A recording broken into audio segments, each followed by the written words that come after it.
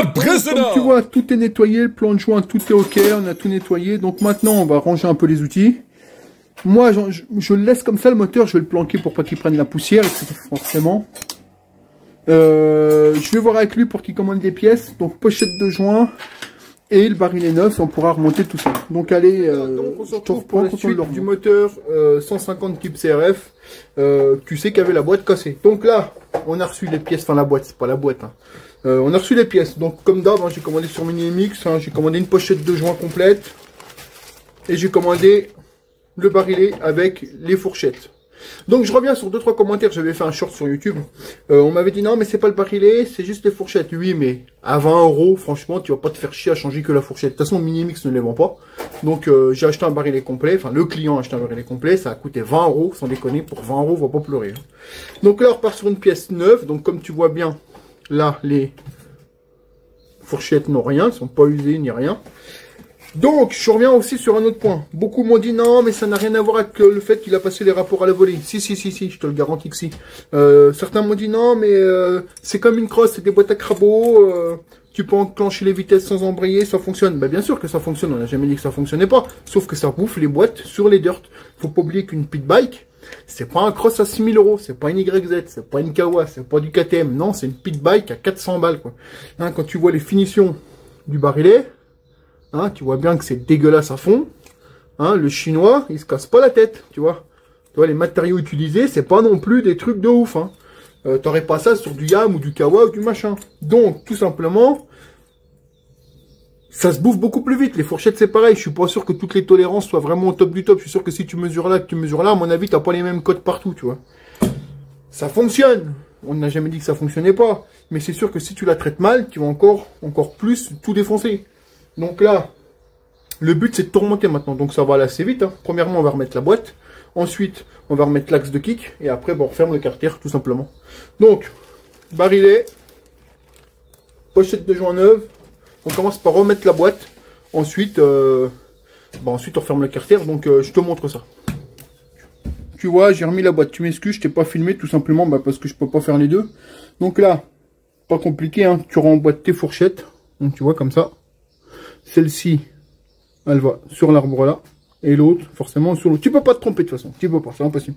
La petite rondelle obligatoire qui est ici, elle était là. Donc, commencez pas à dire, il n'y a pas de rondelle. Elle était là, elle est là. Là, il n'y en a pas. Maintenant que tout ça c'est fait, on va remettre l'axe de kick qui va ici. Ensuite, on remet le joint, puis on peut refermer le carter. Tout simplement. Il n'y a pas 50 000 trucs, hein, c'est comme ça. Donc, allez, c'est parti.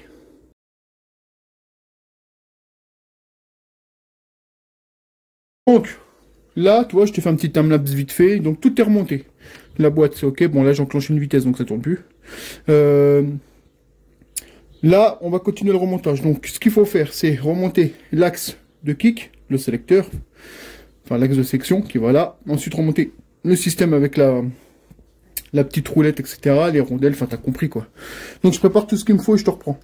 Bon, donc, comme tu vois, j'ai tout remonté. Donc, tu remontes. Ce pignon-là, tu peux pas te tromper, tu l'as vu au démontage. Tu as une rondelle en dessous, ton pignon, une rondelle au-dessus, ton clips. Ensuite, tu remets la rondelle là. Enfin, le pignon là, excuse-moi. Donc, rondelle, pignon, clips. Tu peux pas te tromper non plus, tu vois. On a remonté l'axe de sélection. On a remonté la petite roulette, donc frein filet sur le boulon pour pas qu'il se desserre. Tu vises tranquille parce que ça se foire très vite. La boîte, elle est bien libre, tu vois. Là, on est nickel. Maintenant, on va remonter le système d'embrayage, bien évidemment. Ensuite, les pignons de vilebrequin. Et puis après, on continue, quoi. C'est parti. Donc là, tu remontes tes pignons. Donc, pignon de pompe à l'huile, pignon de vilebrequin, ta rondelle. Et tu viens mettre une goutte de frein filet. Moi, j'en mets toujours. Hein. Après, toi, tu fais comme tu veux. Une goutte de frein filet. Hop. Je préfère. Ensuite, tu viens remettre ton écrou. Tu prends la douille spécifique, mais il me faut la rallonge, sinon ça ira pas. Hop, comme ça.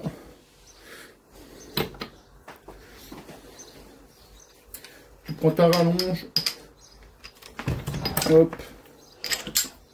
Hop. Moi je mets à 100 Nm, ça suffit. Pas besoin de faire plus. De toute façon, c'est des pas de vis. De toute façon, si tu serres trop fort, tu vas tout prendre dans les dents. C'est pas plus compliqué. Moi je tiens, tu essayes de tenir.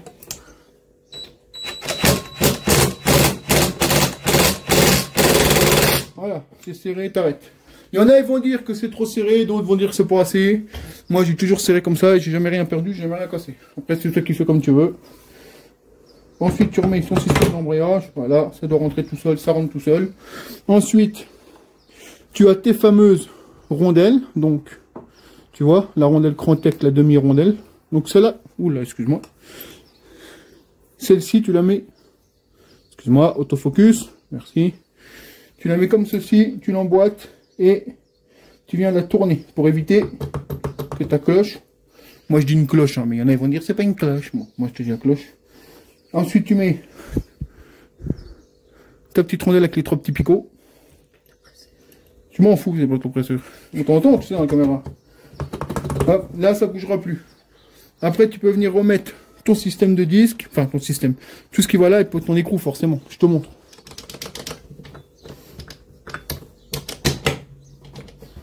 De toute façon, s'il rentre pas assez, tu pourras pas. C'est pas compliqué. Faut forcément que tes disques bougent un peu, parce que quand tu vas serrer tes ressorts plaques, il va se plaquer. Hein, c'est de la logique. Donc là, on est bon. Donc après, tu viens reprendre ta rondelle, tu viens la mettre ici. Ton écrou, un coup de nettoyant frein, un coup de frein filet, et on est bon. Allez, c'est parti. Ensuite, une fois que c'est remonté, tu reprends ta douille spécifique. Pareil, hein, moi je mets à 100 Nm, entre 100 et 150. Je t'ai pas dit de rester appuyé à fond dessus, hein, forcément. Voilà, c'est serré, ça va pas s'envoler. De toute façon que j'ai mis une goutte de frein filet faible.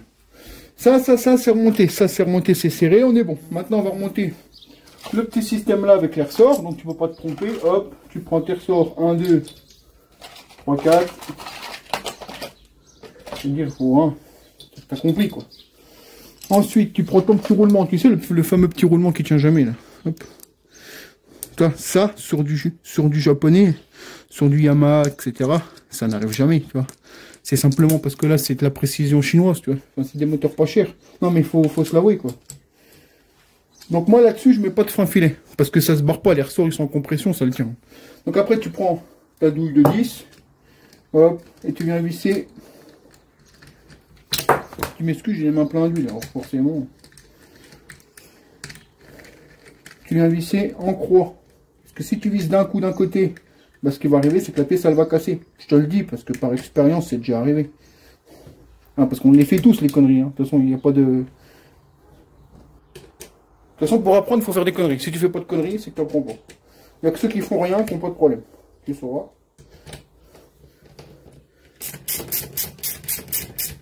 Tu commences à serrer tranquille. Tu sers de l'autre. Après, tu vas de l'autre côté. Hop. Tu sers de l'autre. C'est pas grave que tu vois le piston tourner un petit peu, ne panique pas, il va rien t'arriver. Voilà. Une fois que c'est serré, tu arrêtes. Ça va pas s'envoler. Commence pas à me parler de serrage au couple. Ça, moi, je les ai toujours serrés à la main. Et ça s'est jamais envolé, ni cassé, ni quoi que ce soit. On pourrait sortir la clé dynamo, mais sans déconner. Là, c'est se faire chier pour rien, sans déconner. Après, maintenant que ça c'est fait, bon, on a remonté tout le système ici. Donc il ne nous reste plus qu'à remettre le joint. Hop, bon. J'ai remis un joint neuf, c'est normal qu'il dépasse un peu parce qu'ils sont plus grands, hein, c'est comme ça. Donc là, tout est remonté. Hop, je vais te mettre le moteur droit. Hop. Donc là, la chose importante, c'est que quand tu remontes, attends, je dézoome. Quand tu remontes ton carter, là, tu as ta petite biloute d'embrayage. En fait, tu vois, faut que, tu vois, là, il est bon. Là, tu vois, tu peux embrayer. S'il n'y a pas ça, c'est-à-dire que tu n'as pas mis bien ta petite pièce, et du coup ça va être dans le vide et ça s'embrayera jamais. Là en l'occurrence, tu vois, là, on est bon. Pas de problème. Ça c'est normal que ça bouge comme ça. C'est parce que justement, c'est que quand tu mets ton câble, il faut que ton câble il arrive comme ça.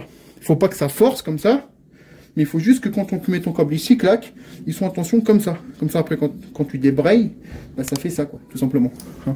Donc là tout est ok, tout est resserré. Les vis de 8 là, tu les serres tranquille, une fois que c'est serré, t'arrêtes.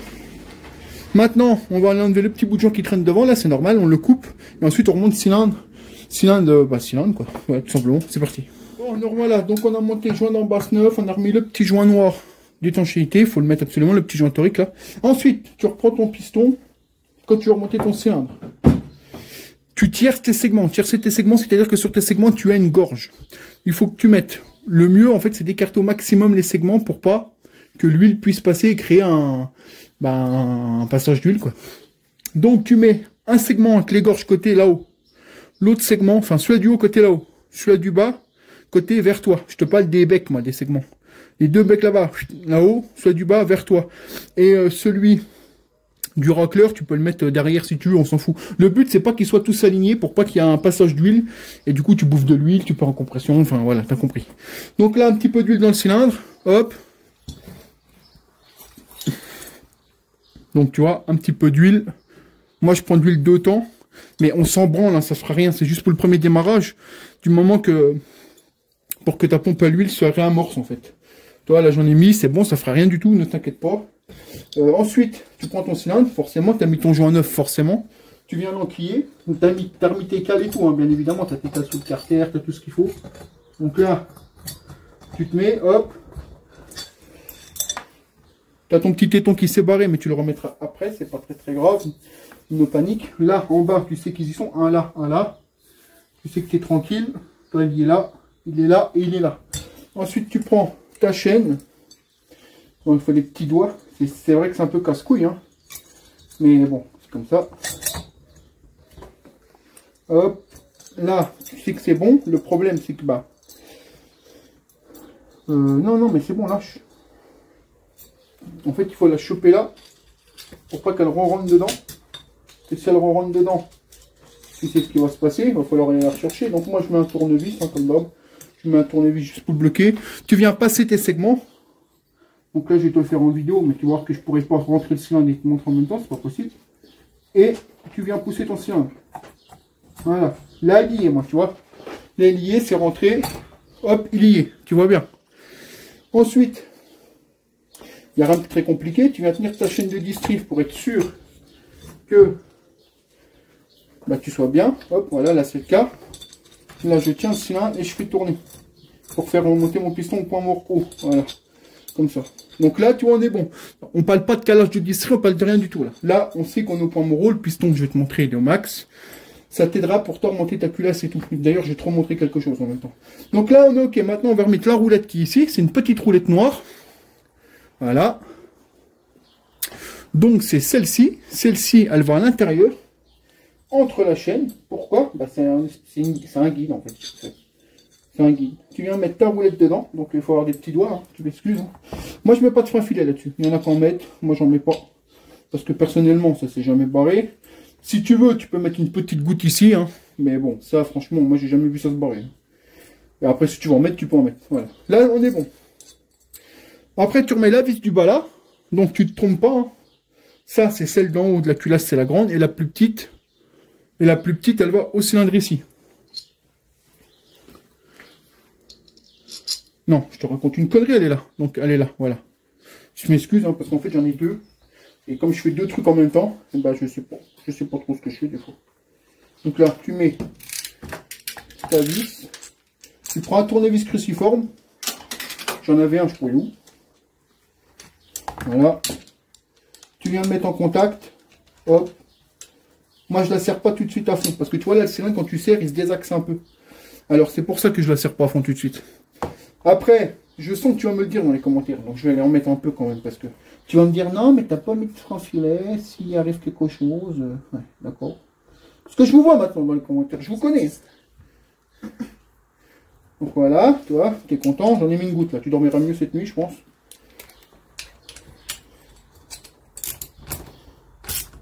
Voilà, c'est serré, ça va pas s'envoler. Maintenant, on pourrait remonter la culasse, mais non. Parce qu'il faut qu'on mette un Arbacam Racing dans la culasse. Sauf que je l'ai pas, tout simplement parce que le copain, il est pas encore là, tu vois.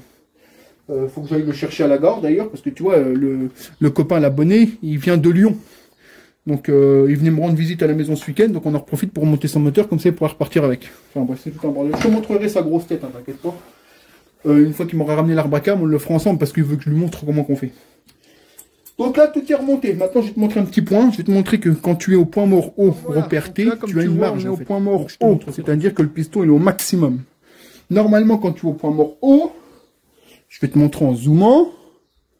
Voilà, tu as ton repère T ici, donc le trait du repère T qui est là. Je sais pas si on le voit, oui.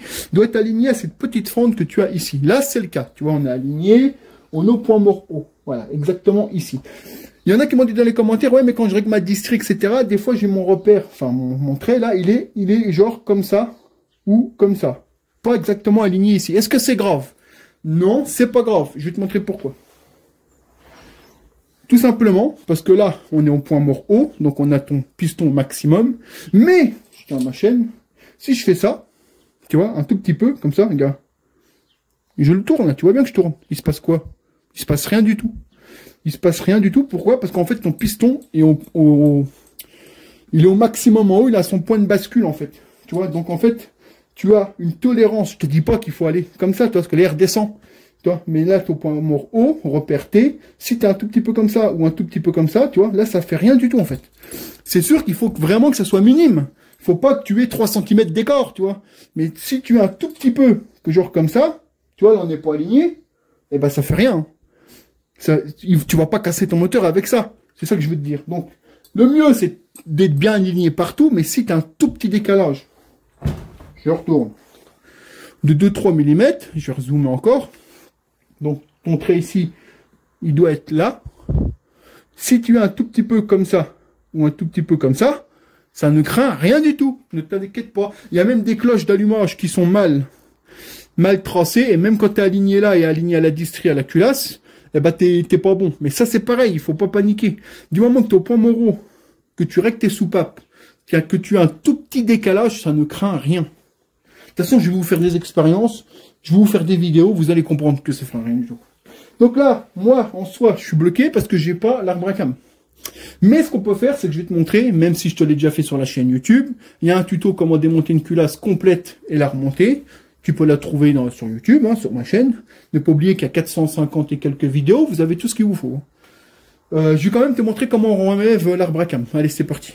Le moteur, on le met de côté parce que pour l'instant, forcément, je peux rien faire.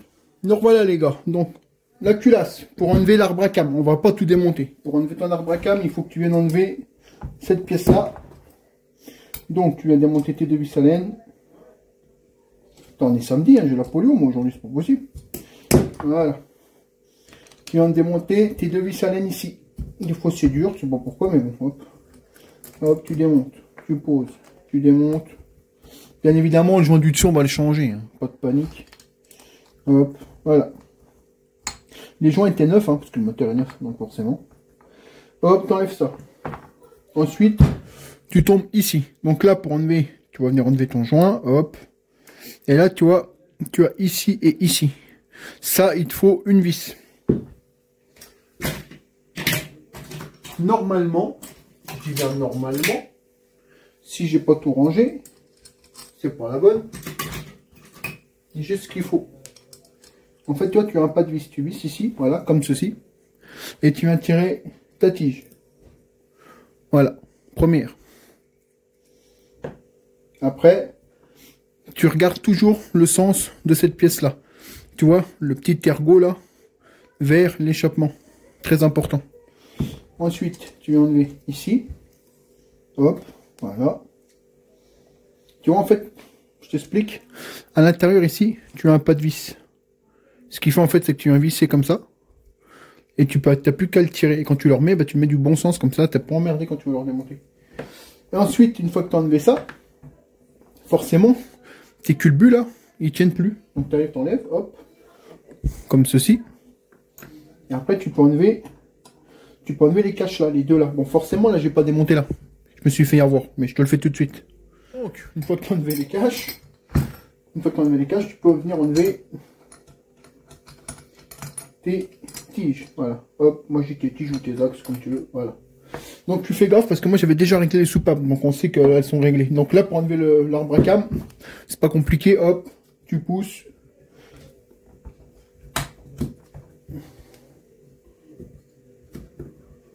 Il est collé avec un peu avec l'huile, hein. C'est simplement l'huile. Pour le décoller, tu fais ça. Et voilà. Donc, le voilà. Arbre à cam Racing. Il y avait déjà un Racing dedans. Pourquoi il a voulu que je le change? Je comprends plus rien. Je vais aller voir là-bas. Parce que je pense qu'il veut me faire remettre un arbre à cam Racing alors qu'il y a déjà un Racing. Bon, on va voir ça. Donc, comme tu vois, après vérification, il avait déjà l'arbre à cam Racing. Je pense que j'avais dû lui monter quand je lui ai préparé la culasse. Donc du coup, bah, je m'en rappelle plus. Donc on lui remet un. Donc celui-ci, c'est le Racing qu'on trouve sur Minimix. Donc on lui remet. Donc pour lui remettre, c'est pas compliqué, hein. Il y en a. Tu le mets vers le bas, les oreilles vers le bas. Hop. Tu alignes. Alors c'est normal que ce soit un peu dur parce qu'il y a l'huile en fait. Mais après tu le renfonces. Une fois qu'il est renfoncé, bah tu remontes en fait, je te montre. Donc voilà, il est dedans, tu vois. Hop. Nickel, faut que ça tourne tout seul. Voilà, donc toujours les oreilles vers le bas pour remonter tes culbus. Voilà, une fois que c'est fait, pas compliqué, hein. Tu les reprends, hop, tu les remontes. Voilà. Tu reprends ton axe, clac clac. Donc comme je t'avais dit, vers l'échappement. Tu reprends ta petite vis. Et toi, regarde, regarde, j'ai fait une bêtise. J'ai fait une bêtise parce que la pièce n'était pas du bon sens. Donc ça, c'est pas très grave. Ça, c'est pas très grave, sauf qu'en fait, celui-là, il vient là. Et cette pièce vient là. Tu vois, j'ai pas fait attention parce que je suis en train de causer en même temps. Et du coup, j'ai pas fait gaffe. Donc là, comme ça, tu te centres.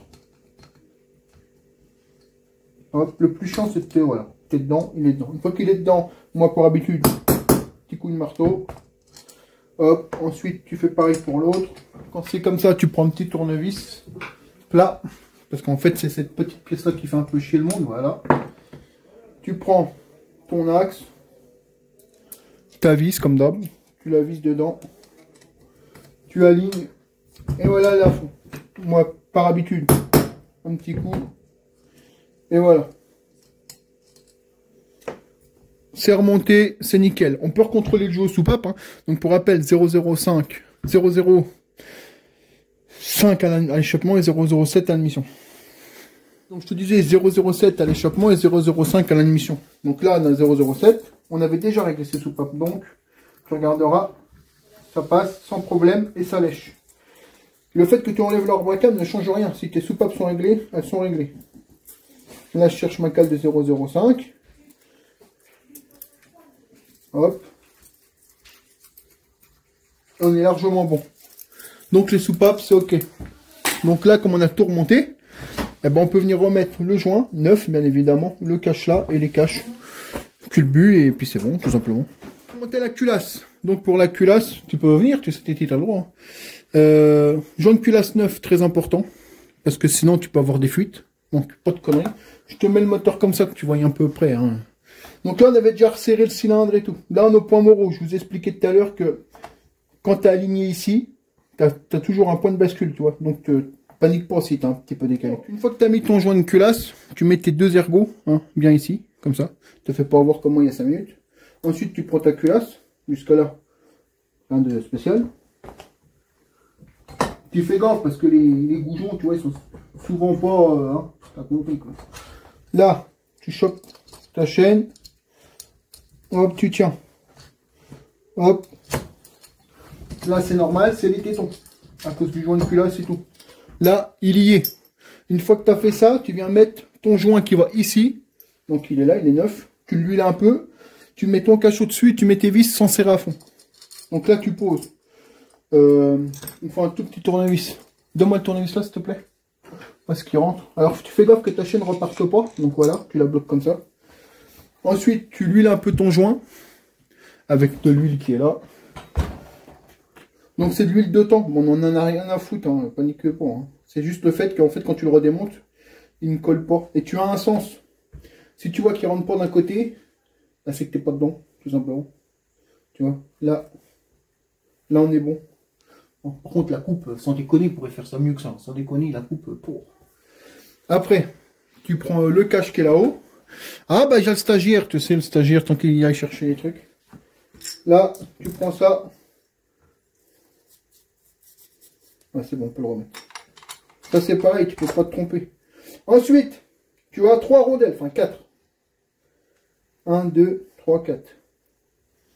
Celle en cuivre, elle va côté échappement en bas. Me demande pas pourquoi, c'est comme ça, c'est parce qu'ils ont voulu la mettre là. Tu peux la mettre là ou là, mais il faut la mettre en bas, c'est obligatoire. Après, bah, tu reprends ta douille, tu remets tes écrous. Hop. Là, je mets pas de frein filet là-dessus, hein, surtout pas. Ça sert à rien, ça se dessert jamais. Voilà. Et ensuite, tu vas venir serrer à la clé dynamo. Alors, si tu n'as pas de clé dynamo, je pense que c'est du 10. La douille, elle doit être là-bas, s'il te plaît. Ou alors, je fais le con et je l'ai mis ailleurs. Mais... Prends ta douille de 10. Si tu n'as pas de clé dynamo, tu peux la serrer à la main. C'est pas très grave. Ça fera rien. En fait, je vais vous expliquer. Regarde. Là, tu arrives, on va la serrer à la main comme on a l'habitude de faire en croix. D'accord? Hop, là c'est pareil. Tu serres. Hop. Moi, une fois que c'est serré, j'arrête. Hop. Voilà, là, c'est pareil. Voilà. Maintenant, je vais prendre la clé dynamo pour voir à combien on est, si je suis bon ou si je suis mal. Donc là, la clé dynamo, elle est réglée à... Allez, je vais la redescendre un peu, même parce qu'elle est un peu haute. Voilà. Moi, je l'ai réglé à 1,3 kg, 1,4 kg. On va voir. Tu vois, tu peux encore serrer un peu, mais tu pourrais mettre 1,2 kg serré aussi. Moi, c'est par habitude, en fait. Tu vois, hop, elle claque, t'arrêtes. On va voir celui-là. Tu arrêtes. Tu vois, on était... Comme j'avais serré à la main, on était bon. Parce qu'à la main, on devait être à 1,2 kg, je pense. Tu vois, dès que tu entends claquer, t'arrêtes, en fait. Me demandez pas les coupes le constructeur. Le constructeur, il veut pas te donner de coupe. J'ai déjà demandé aux Chinois, ils donnent rien. Eux, ils le serrent une fois que c'est serré, ils arrêtent. Là, j'ai mis 1,3 kg, 1,4 kg. À la main, on devait être 1,2 kg. C'était largement bon. Une fois que là, c'est fait, on va pouvoir venir resserrer ici. Et celui-là, forcément. Une petite goutte de frein filet et on est bon. Je fais ça et je te reprends. Donc voilà. Donc, on va revenir sur un point. Donc là, tu vois, on est aligné repère T en haut. Et là, comme tu peux le voir, je vais te zoomer, mais tu dois le voir. Le point là, il n'est pas totalement aligné au repère de la culasse. Ça, on a redémonté, refait, etc. Quand tu le décales d'une demi-dent, il est ici. Et en bas, il est ici. Ça, tu pourras rien faire, tout simplement parce que c'est le point de la couronne qui a dû être fait au mauvais endroit. C'est pas gênant, parce que là, tes soupapes sont réglées, t'es au point mort haut. Donc, c'est ce que je t'ai expliqué. Pardon, tu as ton point de bascule. Donc, ça ne craint rien du tout. Mais le propriétaire du moteur, il est là. Et même lui peut te garantir qu'il l'a fait, je lui ai fait faire. Non, mais c'est sûr. Ouais. Tu peux pas l'aligner. Non, tu peux pas. Hein. C'est soit trop haut, soit trop bas.